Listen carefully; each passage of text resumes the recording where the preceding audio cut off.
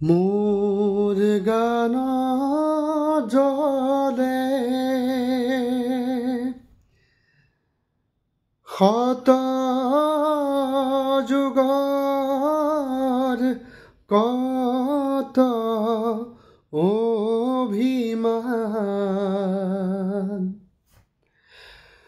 মোৰ গানে বিচাৰে চিৰ দুখীয়াৰ চিৰ পৰিত্ৰাণ